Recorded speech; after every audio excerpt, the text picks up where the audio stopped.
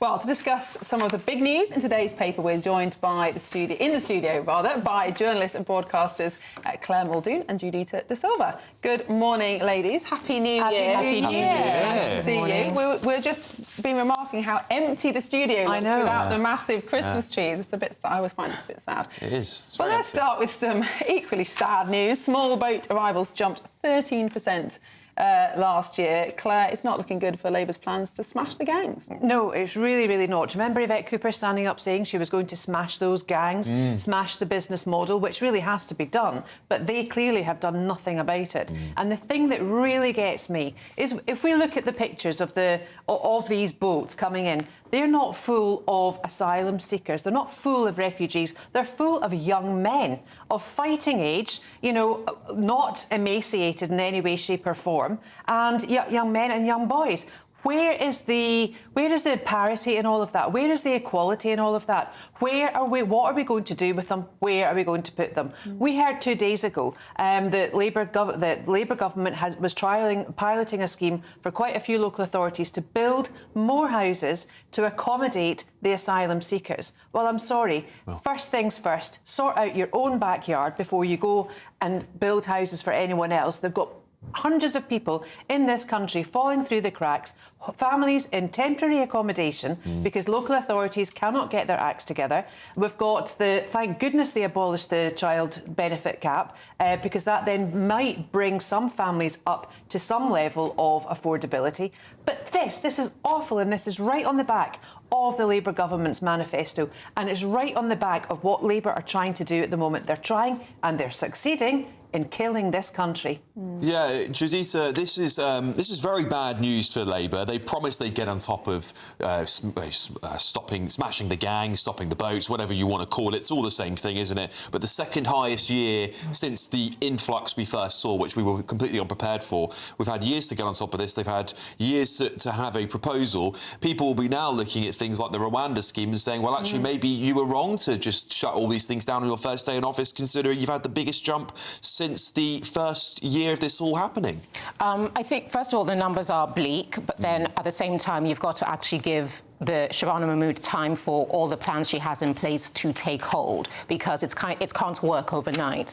And the fact that she's got these new partnerships happening with Europe, particularly with Germany, who are now, they're going to, like they said, smash the gangs, where you're making it. They want to bring in a law that you can spend up to 10 years in jail if you aid the traffickers.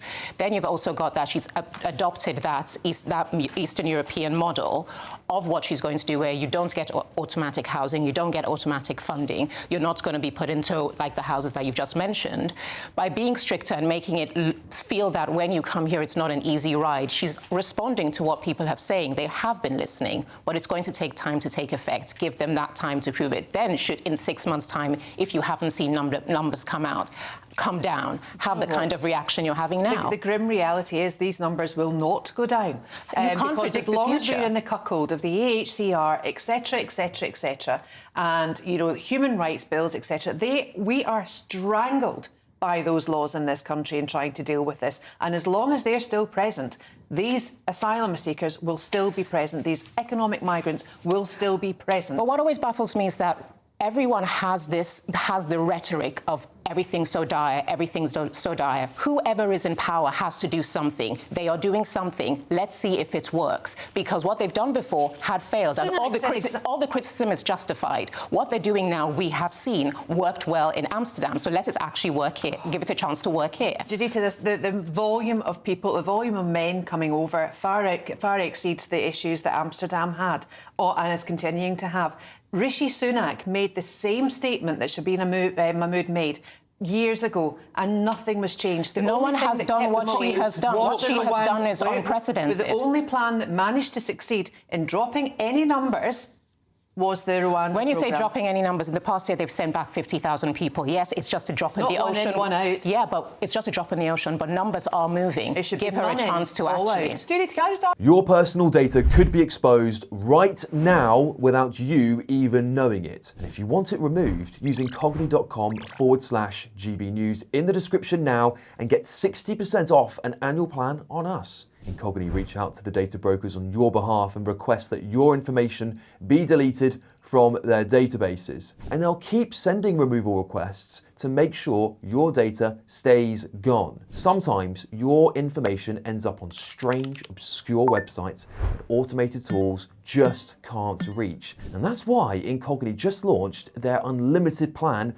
with a feature called Custom Removals. With this, you can submit any link where your personal information appears, literally paste in the URL, and their privacy team will investigate and work to get it removed. And getting started is super easy. Hit the link in the description, create an Incogni account, and tell them whose data you want removed. Grant them permission to work on your behalf, and then all you've got to do is sit back and relax. They'll keep you updated along the way. Incogni is totally risk-free for 30 days.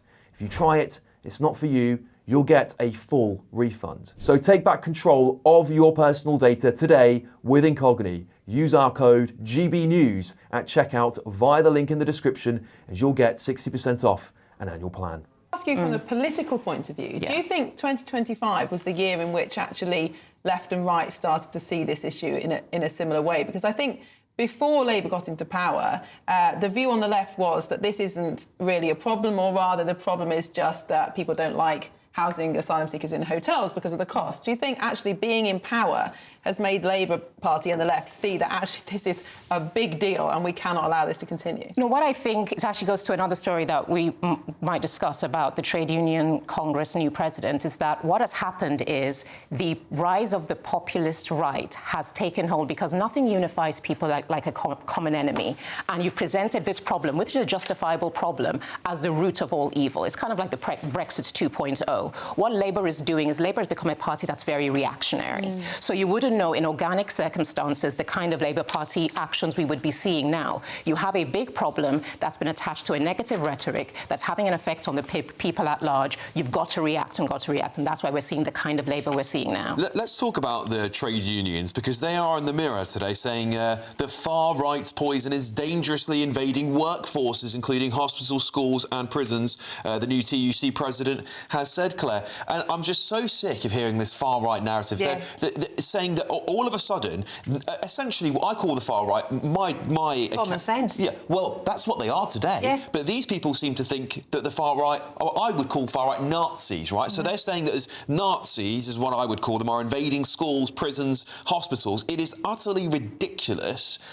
People are fed up in this country. They want change. They're not getting the change they've constantly voted for the last 15 years now.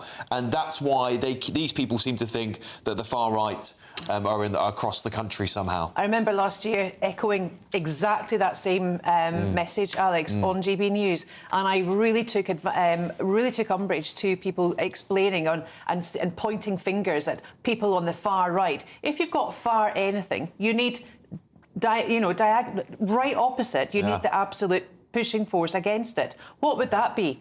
Far left? But you don't seem to band that around anymore. It's it's because the right wing don't talk about the far left.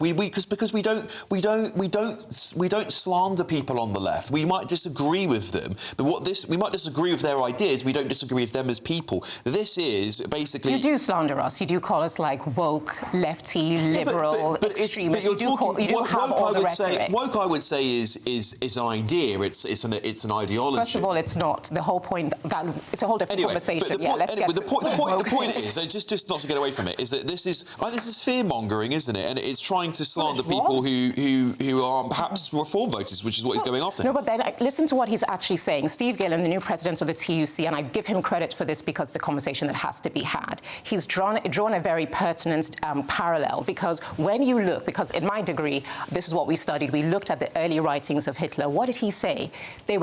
Germany was in economic strife, and he correlated that to the financial stability that the Jewish community had and say they're the problem. Nothing unifies people like a common enemy. We are in economic strife. People are hurting and they want to know where it's coming from. He's not pointing them to the government. He's not pointing them to the rich. He's pointing them to the others. Once you've othered a community, you've got the perfect enemy, and you point their anger at them, because you are completely right.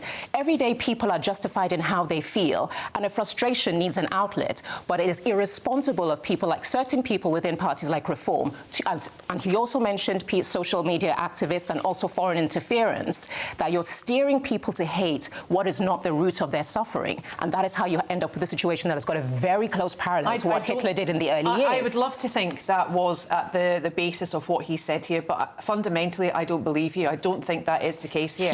I think he is jumping on the bandwagon of, you know, the reform upsurge in this country, the rise of the populist vote, which covers every minority in class, he wasn't even colour, mentioning that, and everything, and it covers both sexes, and because there are only two, and it just covers absolutely everyone in this country that wants change. No, isn't. That's why I say it's very important. Do not misquote him. It's very important to see. He talked about social media activists. He talked about foreign interference, and he called about Reform UK. No, because what he's saying, and he put the responsibility on himself, that it is the work of the Labour government and trade unions to infiltrate the misinformation that's going to the workforce, because who feels it the most right now? It's the everyday working person, and those are the people that fall under his remit. So that's why I say what he did was very important, because he took the responsibility on himself, identified a problem, and showed the potential outcome if it's not addressed now. Steve Gillen is on a recruitment drive at the moment because of Angela Rayner's employment rights that are coming in, that are actually in now.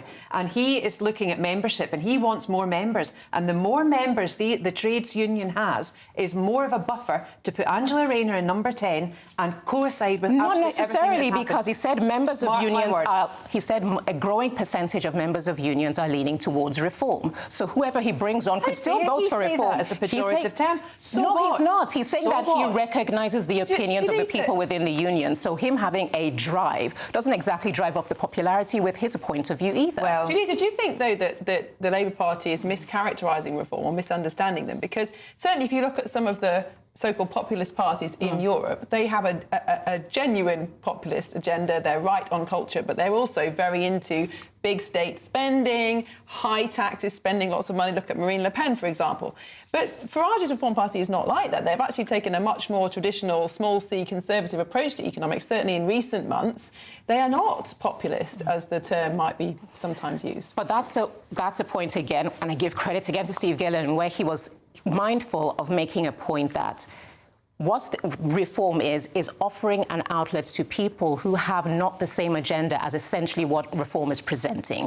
What you have is, if you believe in the nation first, if you believe in helping the economy, if you believe in helping the working man, that's a beautiful thing.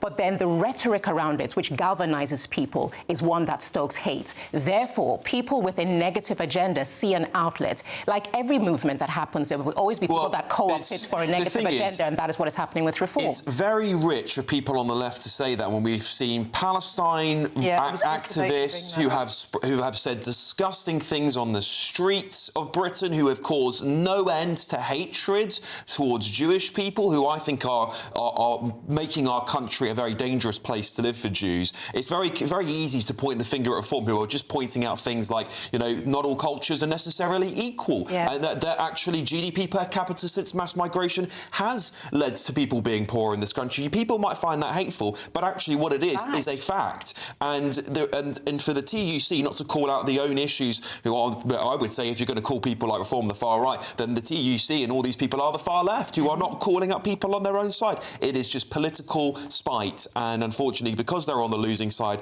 they're getting more and more reprehensible with the words that in the rhetoric that they use, and it's actually causing more division. But there we go, that's my opinion.